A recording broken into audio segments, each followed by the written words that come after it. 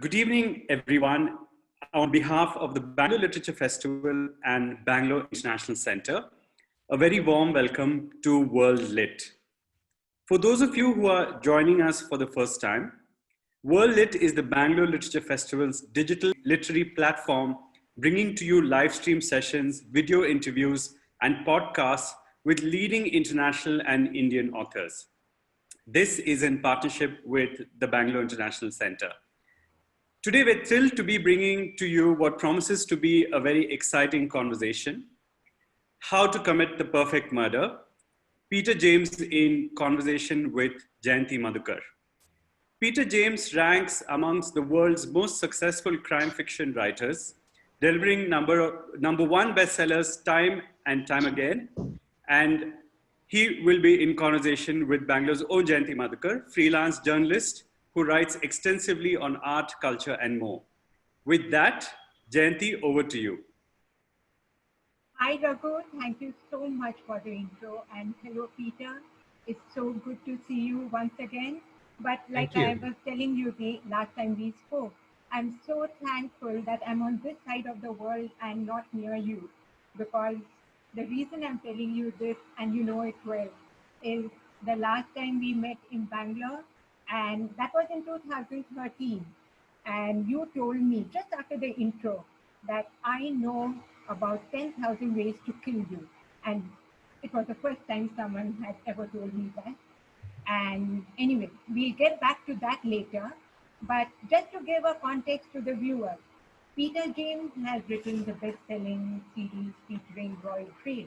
And Roy Grace is actually a detective superintendent from Brighton, and who had successfully solved about 16 murders so far.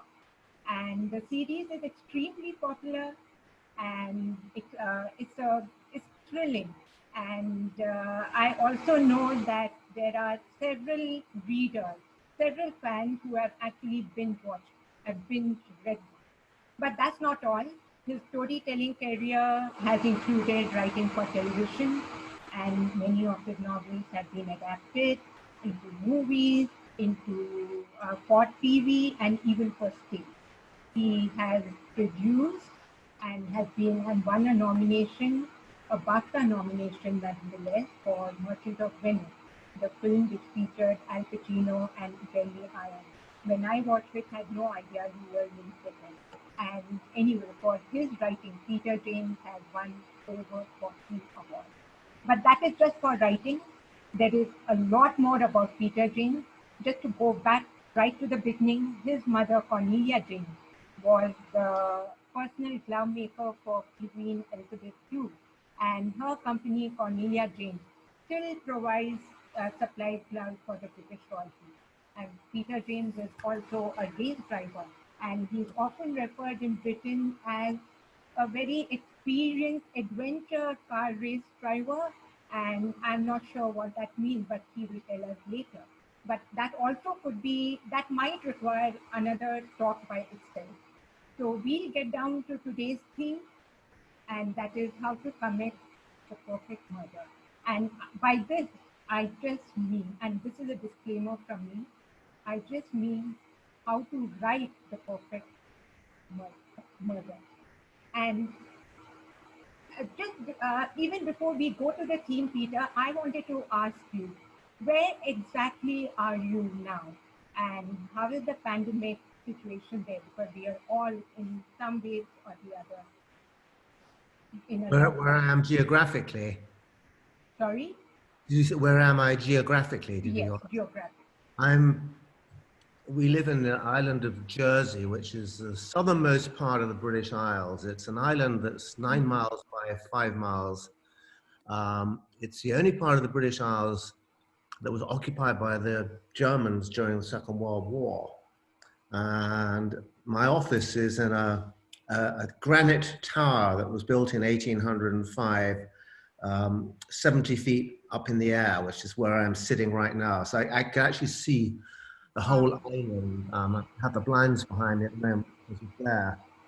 And we love it here. This is the island where Victor Hugo wrote The Hunchback of Notre Dame and Les Miserables. So it has a kind of literary history here. Oh, wow. And the pandemic, do you have anything over there? Are you in lockdown or are things moving to normal? Jersey got into lockdown pretty Okay. quickly. The last active case that we had here was June the 6th.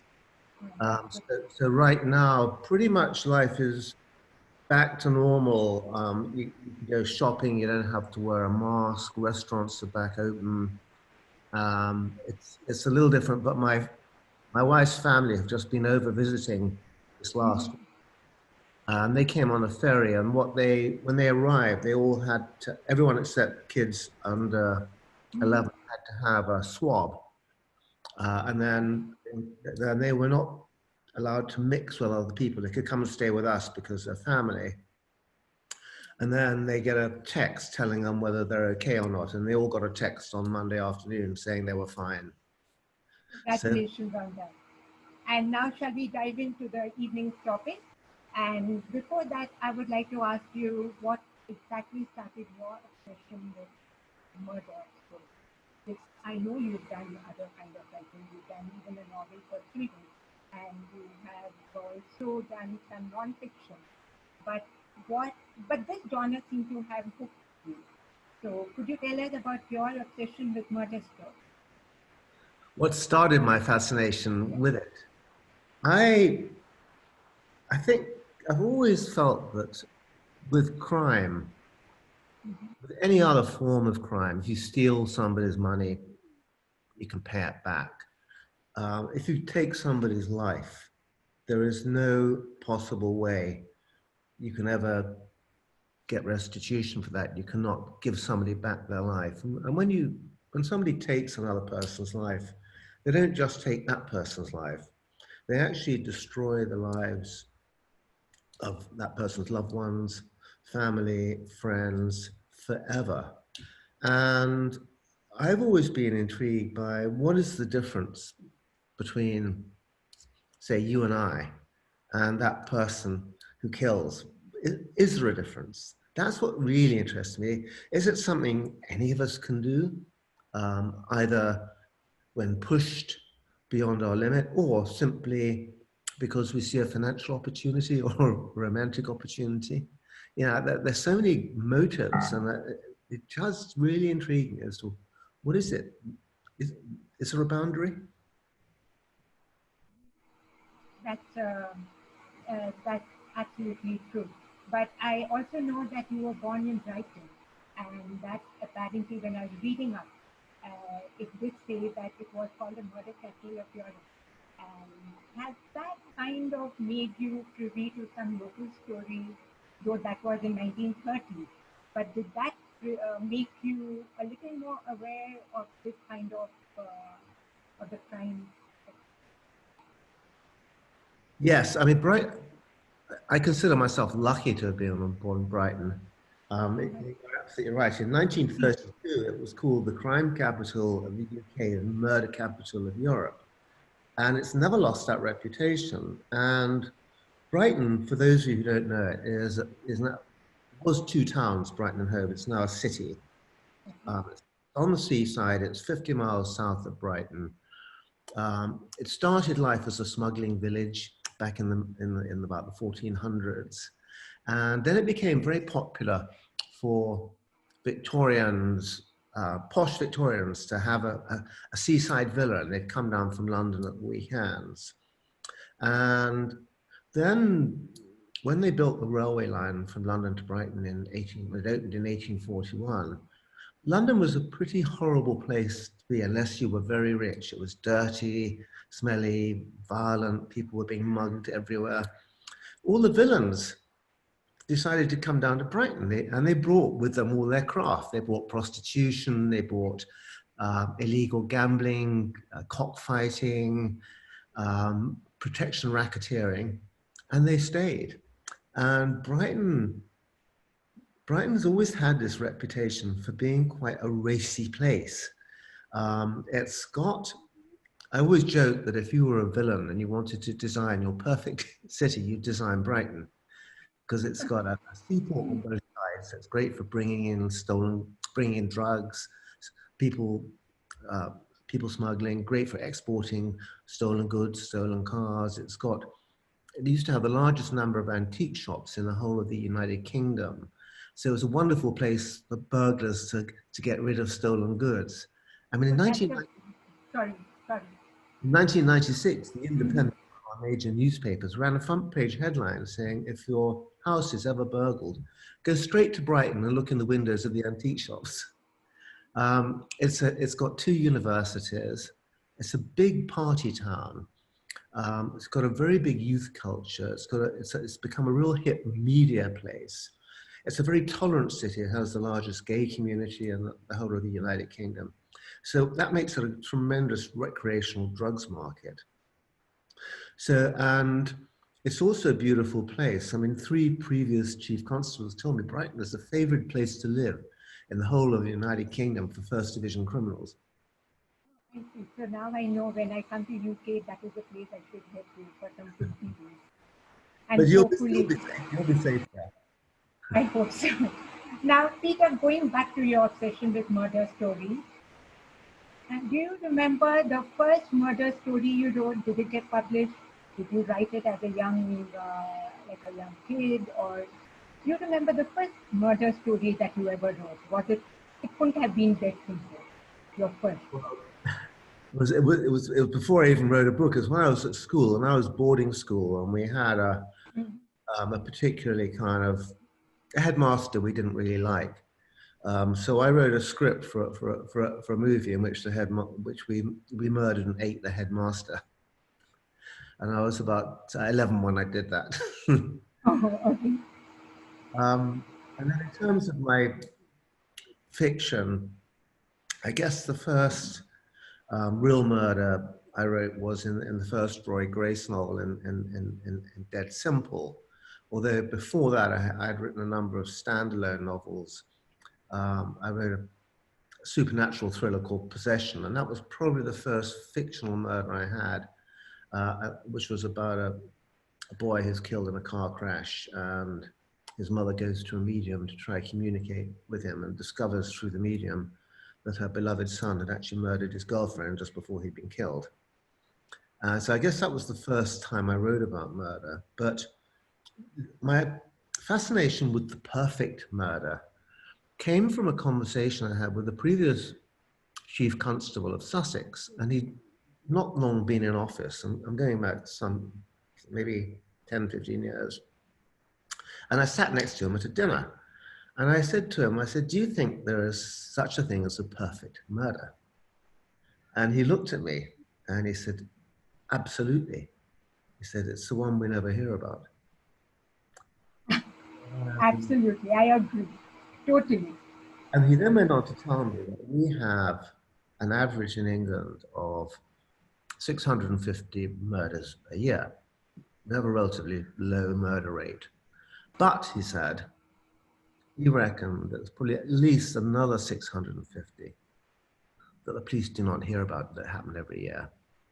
And we got into long discussions. We became very good friends, and he loved the challenge of telling me different ways in his view that you could commit the perfect murder. And that's been a great help to me in some of the Roy Grace books. And I actually I think I mentioned it even that time, but maybe you don't remember. I'd always likened you to Richard Carson of the American TV series Carson. Carson, yeah. Yes, and it was my favorite. And that's where he tagged along the NYPD detective for ideas. And I'm guessing your detective friend from Sussex might have been your go-to person in a similar manner. Or was it like that? Very much so, yes. What happened was I had my first book ever book published, which was it was a spy thriller, not a crime thriller, not a good book. Head Let's Drop, and we got burgled, and a young detective came to take fingerprints, and he saw my book and he said, "Oh, if you ever want help with the police, give me a call." And he was married to a detective, and my wife and I became friendly with them. And they invited us to a barbecue at their house, and 12 of their friends, and they were all police officers. There was homicide, traffic, response, neighborhood policing. And I was talking to these people. I thought, wow, nobody sees more of human life in a 30-year career than you guys do. And when they realized I was genuinely interested and not just out to get a story I could sell to a newspaper, they started to trust me. And over the next 10, 15 years, I became more and more kind of part of the furniture of Sussex Police. And it got to the point they'd phone me up and say, we're going on a raid tomorrow. Do you want to come with us? Nice. And then they started actually taking me into crime scenes. And quite often I would have to kind of wear a baseball cap or a hoodie so that the press didn't sort of spot me going in. And I became friends with a number of senior homicide detectives who told me just most tremendous stories. And I always was discreet and I would never name names and I'd always change the situation.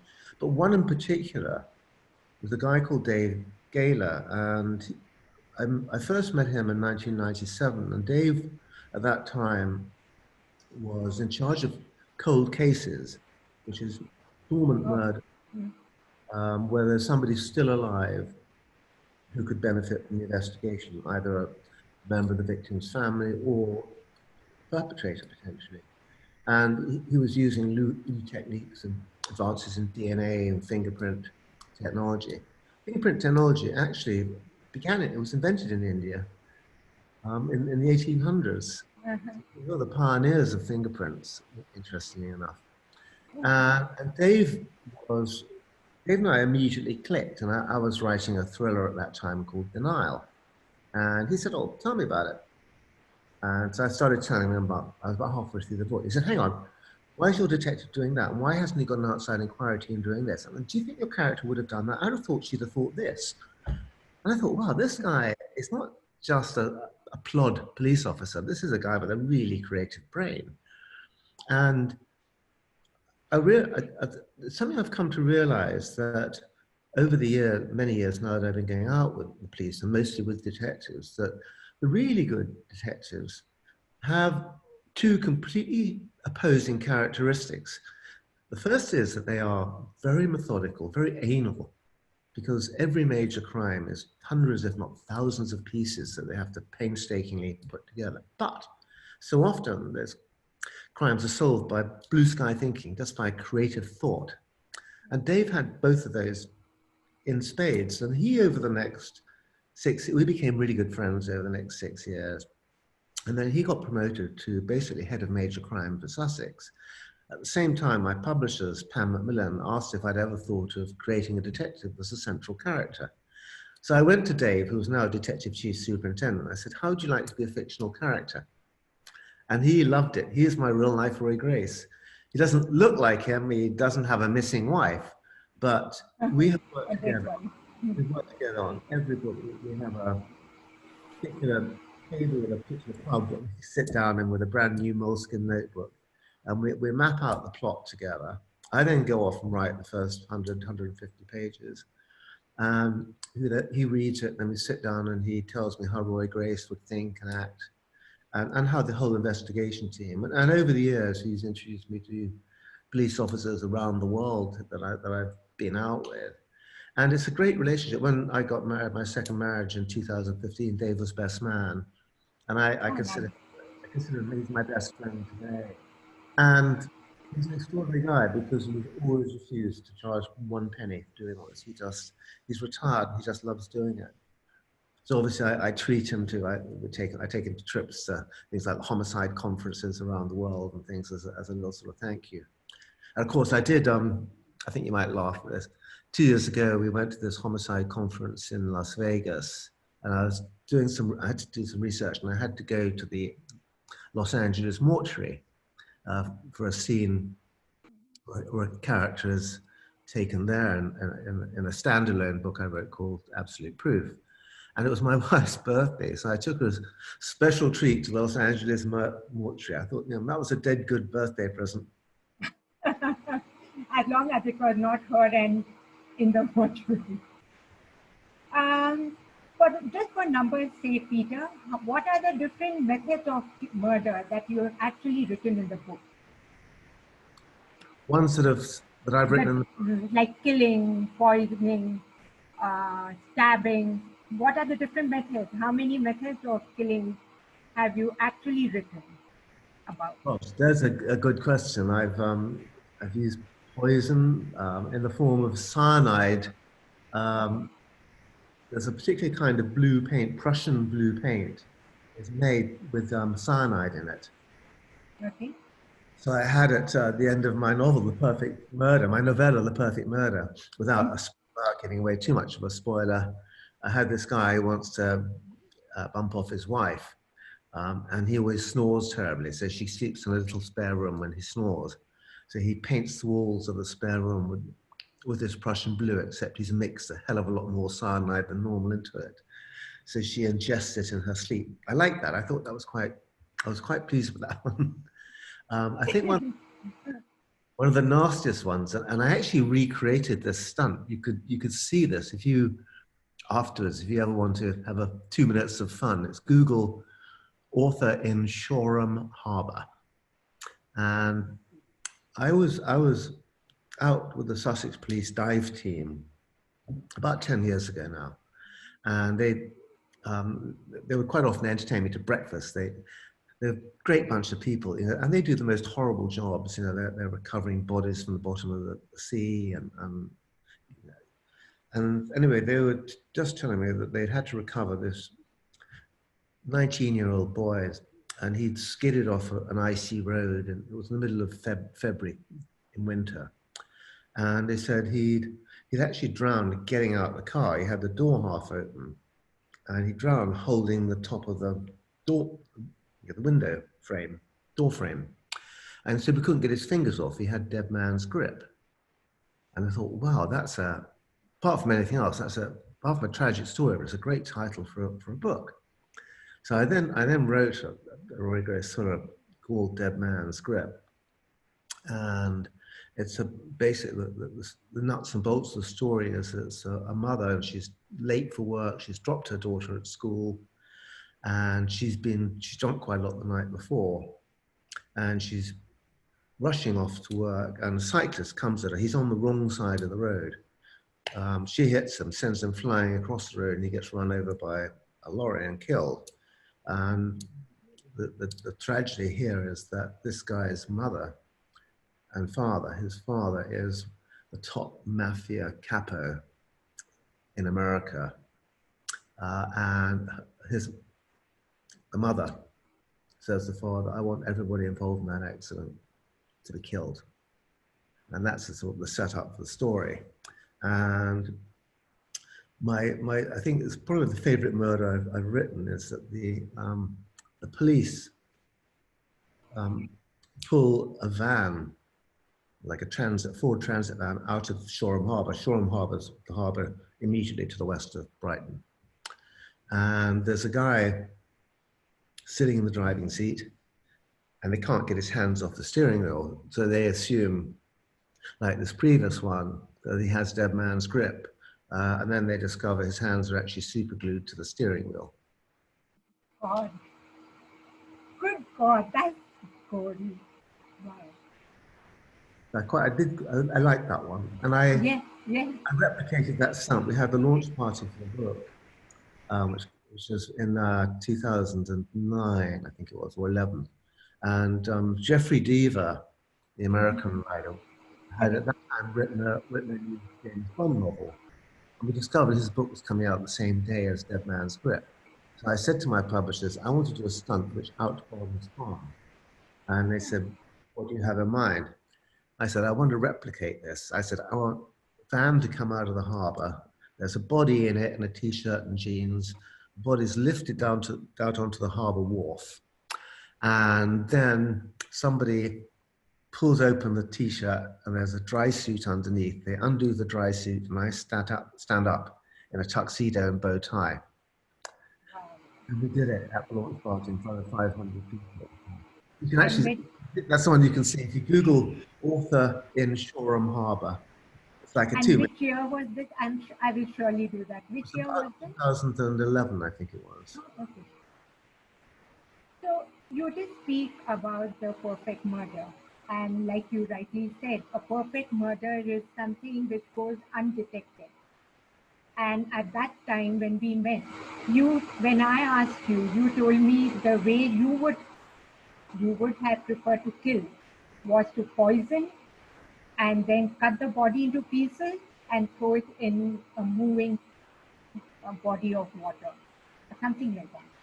And you said it would take 4 days for anything to turn up. So, Yes. So my question is, what, according to you, is a perfect murder? Is it something that goes undetected, or is it something which is difficult to prove, or is it something where people don't even know that the person was killed? Well, I think that the first thing with the perfect murder is that we're all capable of killing. We've all got a kitchen knife, we've got our bare hands, we've all got loads of weapons in our homes. We've got a hammer. There's many ways we can do it, and we've all got methods of disposing of a body. We chop a body up, bury a body. What most of us have, and what stops more murders from happening, is that most of us have a conscience, and our conscience is both our savior and also a big problem if we want to murder somebody. I'll give you a classic example of what I mean by that. Is that, let's say a couple are married, Fred and Wendy, and Fred has an affair with Doris, and he decides he wants to spend the rest of his life with Doris. This is the kind of scenario that happens so often. So he thinks, if I try and divorce Wendy, it's going to cost me a lot of money. It's going to be a nightmare. It'd be much easier if I killed her. I'll kill her. I'll bury her under the kitchen floor. I'll put fresh concrete over it. And I'll just tell everyone that we've split up and she's gone off to live with her sister in New Zealand. And that's how a lot of people start off. But then what happens is that for most people who have a conscience, at some point, you have to tell someone. Yeah. And that's when it all unbundles. So at some point, maybe a month, it could be 6 months, it could be a year, Fred takes his best friend, Billy, out to a pub for a drink. And he says, Billy, look, I've never told anyone this, but Doris didn't actually go to New Zealand. I murdered her and she's under the kitchen, but it's all right, isn't it? And his mate Billy will say, Fred, it's not all right. And now you've told me I'm an accessory to murder. So one of us is going to have to go to the police. It's that conscience that fortunately, now the ones who are the dangerous ones are the ones who can bury their wife under the kitchen floor. I'm using that as a metaphor. And it doesn't bother them. And probably one of the extremes of that is Ted Bundy. I don't know if you've heard of him. Yes, I have. Yes. He was an evil person, that's what. I studied him in great depth, and I met the FBI detective, Bill Hagma, who was the only one he would actually talk to when he was on death row. And Bundy he had absolutely zero conscience at all. He murdered the FBI reckon he actually murdered a total of 106 girls. College students, all with sort of long brown hair, centre parted, all attractive, all aged between about 18 and 22. And he told how he did it, and he told it with pleasure. And that was, I saw him describing it, and he said at the last moment, he said, I would press my lips to hers, and I would, as I strangled her, I'd suck the last breath out, which meant she would never leave me. And it all started when he got dumped by a girl. When he was 18, he had a girlfriend who dumped him, who had long brown hair and centre parting. And he was really bitter and angry. And about a year later, he was driving along a road and he saw a girl who looked a bit like her, gave her a lift, and then he raped, strangled, and killed her. And it gave him a bang. He thought, this is a way to have a girl who doesn't ever leave me. And there's quite a few killers that have had that kind of attitude, horrible. serial Dennis Nielsen, who I don't know if that case ever came to India. He was a guy who lived in London, and he picked up, he was gay, and he picked up young men, and they were fine until they decided they want to leave. And he didn't like people leaving him. So then he would kill them, chop them up, cook them, and eat them. And when the police finally got to him, they found the head of his latest victim in a pot on his stove. The mindset always fascinates me, but it is the serial killers are the people who we call psychopaths or sociopaths, who are born without the conscience that most of us have. And their makeup greatly interests me. I spent a lot of time, I spent at a place called Broadmoor some years ago, which is our premier insane asylum in the UK, for, criminal insane asylum. So you have to be violently criminally insane to be in there. And it's both male and female. And I spent a day with a chaplain there, and I said, you know, do you think there are people who are born evil, or does something happen in their lives? And he said 50% of the inmates of Broadmoor were schizophrenics, people born with a chemical imbalance. And he said about 70% of those could go back in the community and live normal, safe lives, provided they stayed on the medication. He said the other 50% are basically psychopaths, people who are born hardwired differently. And he said how they develop very much depends on their upbringing as kids. If they're brought up in a warm, nurturing, loving home, then they can go on to become highly successful people, and they are dangerous, but they become politicians. I can think of one or two pretty well. Ones like Nixon and maybe a current president. They become ruthlessly successful business people because being a psychopath, but A means you're very smart. B, they have huge cunning, and very often they have great personality. You know, they know how to get to the top. They're the worst people at the top, but the other, those who are brought up in a broken home, violent family, alcoholic parents, abusive parents, they're the ones that then become warped and really dangerous. And Adolf Hitler is probably the biggest example that we have in history of a man who he wanted to be a painter, and he had a bullying father, you know, and he really warped him, and that's what started Hitler on his spiral. And you see it time again with almost any psychopath, and it's very rare. Come across one. Ted Bundy is kind of it's never proven, but there's a lot of rumors that his mother kind of had sex with her when he was small. So if you drill down most of these serial killers, there's something pretty warped in their background. So either they so mostly the type of a killer, either they experience a guilt pang, or I think, like you said, they like to talk about it, or maybe they get very confident. And there's one thing which I wanted to ask you, since you write so extensively on murder, fiction imitates real life. But there are times when the real life imitates fiction. Now, in the media, one has to be careful not to give out a few crucial details which might enable a potential killer.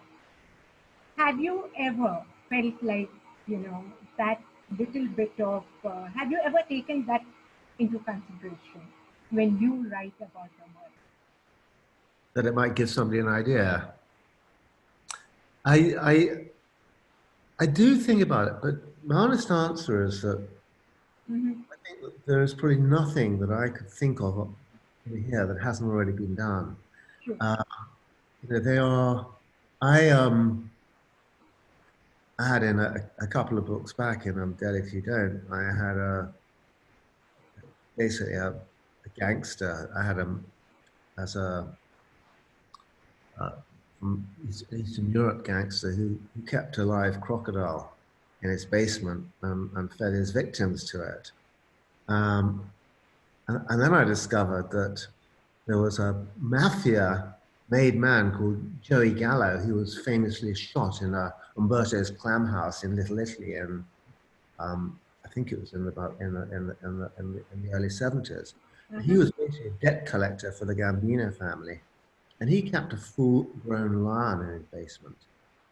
And if you owed the Gambino family money, he'd take you down there and he said, "You want to pay me what you owe me, or you want to play with my pet?" Wow. I think.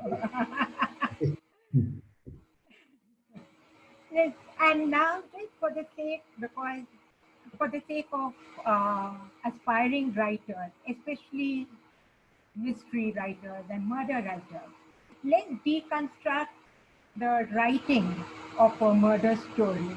What are the literary elements that you actually need? There should be a plot, maybe throw in some red herring. I don't know what exactly, because I do know one thing: if one is not strong enough, the entire book can just fall. And if you could list out each of these literary elements, perhaps one by one, what are the main things that you make sure are there in the entire story? Okay, well, the most top of the list is character. We read books to find out what happens to characters we engage with. Doesn't have to be a nice person, but it's got to be an engaging person. You know, an example of a not nice person would be Hannibal Lecter in Silence of the Lambs. But the guy is mesmerizing. He's a monster. You know, Count Dracula is a monster, but he's also mesmerizing.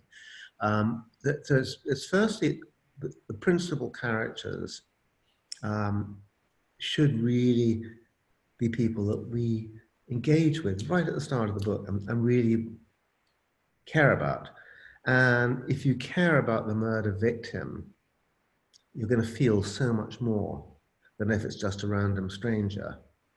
And it's also, to me, vital that you get inside the head of the killer. You know, we want to be there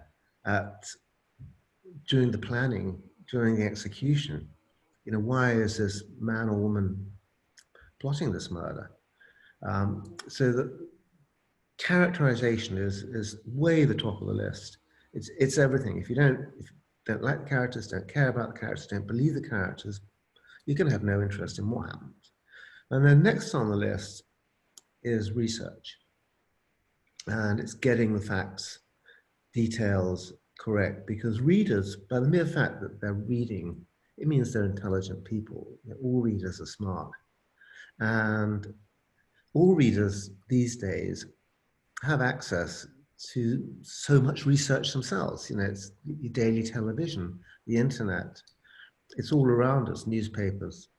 And a reader can tell very quickly if a writer does or doesn't know what he or she is talking about. So it's getting the research, is every kind of single detail. You don't have to have pages and pages of how to assemble and dismantle an AK-47 or how to mix up a poison or whatever it is, but readers got to feel that you, the author, would know how to do it if you had to. And then comes the motive. And you've got to have a motive that is credible. You know, why does somebody want to kill that person? And the more you can hold, tease it, make it a surprise, the stronger your story is. But it's got to be a really great motive. You know, it could be as simple as, well, he stole my girlfriend. It could be, you know, in my novel Dead Simple, which is my first Roy Grace novel, the motive certainly seemed to be it. Thought that there's two partners, and the partner who owns the biggest share of the business has always been the good-looking guy. He's been the one who always got the girls, and his partner has this seething envy that ultimately becomes murderous. But then I twisted on further from that. But it's getting that you know, there's loads of different reasons that we can have the killing when somebody's dead. You know, I mean, I remember giving a talk in a woman's prison a few years ago, and this I used this link as a basis for a character because I couldn't believe this. So I was going to talk in this woman's prison. And you tend to get sort of different groups of female all in a talk at the same time. You get sort of you get them in a group of maybe 20 to 18 to 25-year-olds and 25 to 40-year-olds and sort of 40 to 60-year-olds. And the 40 to 60-year-olds tend to be the women who've killed. And they're usually quite hard-bitten looking lot. And there was this one woman who was quite posh. She had a really, you know, she was quite different to the average prisoner. She was well-spoken, obviously well-educated. She was asking me questions about Dickens and Thackeray and Hemingway. I thought, well, you know, I'm thinking, I wonder what you're in for. I've got to find out. And my guess was maybe she killed somebody drink driving. Anyhow, at the end of my talk, the buzz for me is I always get to mingle and chat for about half an hour with the prisoners. I made a beeline straight for her, and I never say directly, what have you done? I break the ice. I said, oh, how much longer do you have to go? And she looked at me and said, 9.5 more bloody years. And it's just not fair. There's a woman who did exactly what I did in London. She's only got 6 more years. I said, oh, you know, what brought you in here? I poisoned my mother-in-law, the old bag. Said, okay. She said, well, the thing was, she went into hospital to die. So I embezzled her bank account. And the bloody woman didn't die. She came back home. Well, I realized she was going to find out, so I had to poison her. Then I realized my husband would find out, so I had to poison him too. And it's just not fair. There's this woman in London did exactly the same thing. She's only got 6 more years to go. I've got 9.5. I was being taken out. I was being taken out, and I said to the officer, I said, that woman for real? He said, oh, yes, sir. Her husband was 3 months on life support. He's got permanent brain damage from the poison she gave him. And she's just angry about the length of her sentence. And I thought, you can't make that up. You couldn't make that up. Wow. So yeah. I drew from her, and I created a character of J.D. Bentley and Love You Dead, and she targets rich elderly man and uses very ingenious device. She keeps rare poisonous frogs and dispatches her victims with the poison from poisonous frogs, among other nasty creatures that she keeps. So summing up what you said, you did speak about a motive, you spoke about characters, characterizing, making a person, making the reader feel for the victim, getting into the killer's head, all these stuff as some of the, and research of course. So these are the things, some of the literary elements of writing a murder story. Now, moving on to my next question. In one of the essays, Agatha Christie, she warned writers of detective fiction to be very careful about the character you create, because you will have to be with that character for a long time. Now, we all know that Agatha Christie hated Hercule Poirot, and she kept trying to kill him, but they wouldn't let her. Now, in the case of Roy Grace, you did mention that in some ways it's passion after your very good friend. So I do know you like Roy Grace, but tell me, you would have seen him evolve from your, from a third eye, let's say. And are you happy with the way Roy Grace has evolved? And do you want to kill him? I ask this question for all your readers, for all those who have been following the greatness of Roy Grace in solving crime. Okay, well, of course, if I say to you, well, no, I'll never kill him, then you'll never worry about him being under threat. That's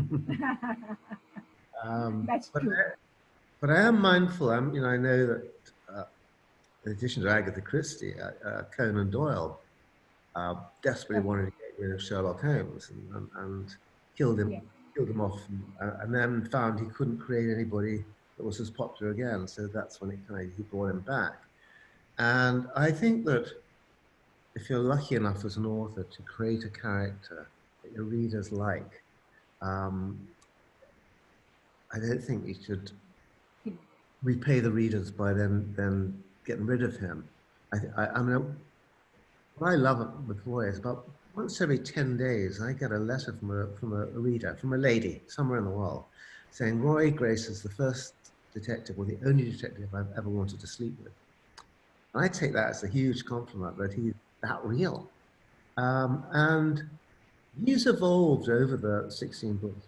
What I've done is I've slightly manipulated time. I didn't want to have him age a year with each book because at the first book in Dead Simple, they meet him, he's about to be 39. And so what I've done is each book follows on fairly soon from the previous one, although I bring them forward culturally here. So at the moment, I'm writing the 17th book and Roy is 42. But he's evolved. I like him. I mean, he's a guy that I would happily go on holiday with. And I always joke, I say, if I was unlucky enough to have a member of my family murdered, Roy's the guy I'd want running the investigation. And I like him. He'd probably be annoyed with me because I do put him through emotional torture at times. I put him through the emotional torture. 9 years of his missing wife, Sandy. Yes, but she died. Yeah, and then finds he's got a son he didn't know he had by her. Sons turn out to be somewhat of a bizarre character. So I don't make life easy for him. So there's a sequel in waiting, probably. And there's another question which, again, like I was asking on the fans of Roy Grace and your book. So one of them asked me to ask you, why do all your books, Roy Grace series books, have the word dead? I'm sure you've been asked many times, but could you explain once more? Sure. When I first started writing, my first successful book had a one-word title, Possession. And within about 3 months, somebody else came out with another book called Possession. It was A.S. Bart. And hers was a literary novel, and mine was a scary horror novel. And there was huge confusion. And then I came out with a book called Twilight, and then a book called Alchemist, and boom, Paul Kahila came out with Alchemist. And I thought with the Roy Grace, right, I'm going to try and come up with at least 2 words, because there's no copyright in the title. So I thought, well, I'll come up with something that's 2 words that's never been used before. So I came up with Dead Simple. And then I was planning the second book, and this title, Looking Good Dead, just sort of popped in my head and made me smile. My publishers loved it, so we called the second book Looking Good Dead.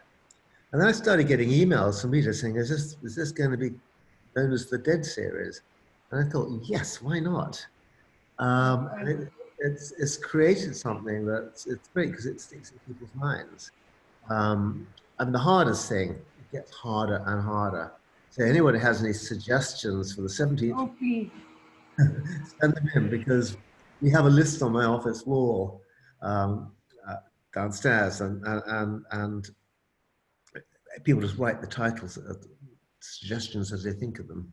And where can they send it to? Is there any particular, on your website, is there any? If you go to my website, and you'll find my email address on that, just ping me. I'd be very grateful. And sometimes, sometimes somebody who comes up with it by putting their name as a character in a book or something like that.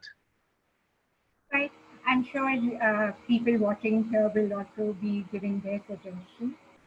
And there's one thing which I found was common between you and me, though I have to confirm whether you actually do that. Do you read the last chapter first when you take a book? I read the last line. Yes. And as a crime writer, as a murder writer, why do you do that? I want to see always how the author's got to that line. And I think as a writer, and for anybody who's a budding author who's watching, 2 most important lines in the book are the first line and the last line. The first line, because that that line will determine if you're going to read on or not. You know, people, certainly in England, and I've seen it when I've been in India as well. Books, if you don't know the author, you know, maybe something in the cover interests you. You turn it over. What's it about? Mm-hmm. First page, and read the first line. And if the first line, it was a nice sunny day and the birds were singing, you're gonna then, you know, you've got to hit somebody with a really first line that either makes them smile or intrigues them. And then you take somebody on a journey through a book, and it might take them, some readers days, some readers weeks even, to finish your book. And you let them down, and they go all the way through that journey, and they get to the last page, the last line, and they go, oh, you've lost them. So I'm always intrigued by how they've ended what that last line is and what it means in context. It doesn't usually give much of the plot away, but it's, and I always think when I start a book, I plan part of it in detail, but I plan the kind of high points of the book, and I plan the first 100 pages, and I always know the ending. It may change when I get to it, when I think of something better, but I always have an ending. It's like a vanishing point on the horizon that I head towards. So when you say you know the ending, you know what will happen to each character, or do you know that the way you're going, the killer is going to kill, or how do you know that? Like, what do you No, know? I kind of know more how the book, how the story will resolve. But I love it when I surprise myself and a character pops in my head who maybe wasn't there 10 seconds ago. I always think, if you don't surprise yourself, you won't surprise your reader. Yeah, oh, that's nice. I personally read the last chapter just so I do not form any kind of ties with the character which gets bumped up. So that's less to cry about.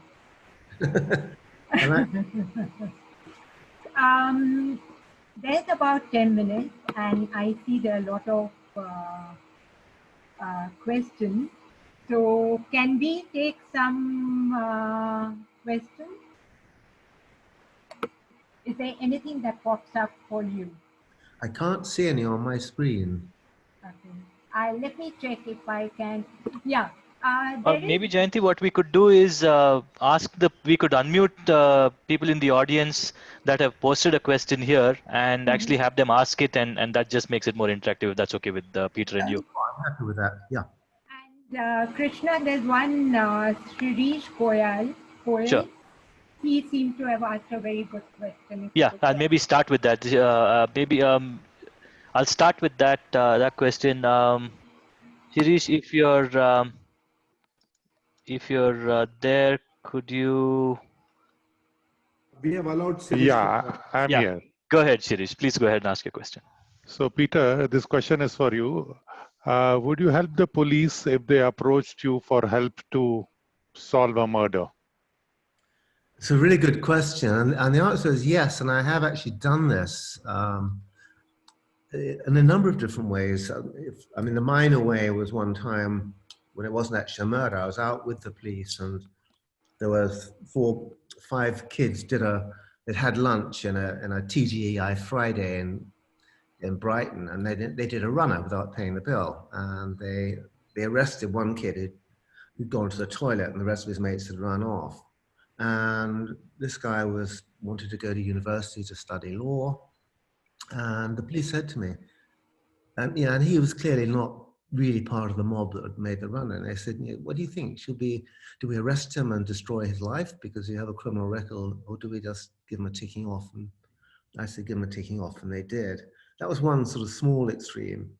And then to go to the other end, I had a fascinating time. I went to a crime conference in Sweden, in the north of Sweden, and there were 3 crime writers. There was myself, Ellie Griffiths, and Hassan Necker. And the police had a 10-year-old cold case of murder of a farmer who'd been shot dead in his house. And they actually showed us the entire case files, all the crime scene photographs, and asked if between us we could come up with any ideas that could actually help them solve it. And I've been at crime scenes. There was a particularly nasty one in Sussex a few years back, which had the police completely baffled, and they welcome my opinions. And I've given opinions on missing people, on various different circumstances, and I find it very flattering that they would ask. Thank you. Kritman Singh, if you're in the audience, could we have your question next? Hi, Peter. So, very interesting conference so far. I'm really excited. So, my question was, what's the most interesting murder that you've ever written or heard about?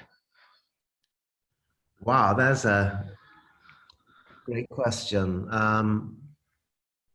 I think I'm actually writing a new novel at the moment. I haven't got the title for it yet, which is what they call a no-body murder. And I think those are really fascinating, where there is the hardest thing for the police is to arrest somebody for a murder if they haven't got a body, because it's very hard to then prove that there's actually been a murder. And that really does intrigue me. I think another that greatly interested me to write about was I've always been intrigued by the idea that people who, it's not so much a sort of murder, but it's all kind of very related, who fake their disappearance. And in the old days, if you wanted to disappear, it was relatively easy. This is before DNA. What you do is you could go to a graveyard and dig up a recent cadaver, put it in what looked like a crashed car, torch it, and then just leave your wallet lying on the ground near it.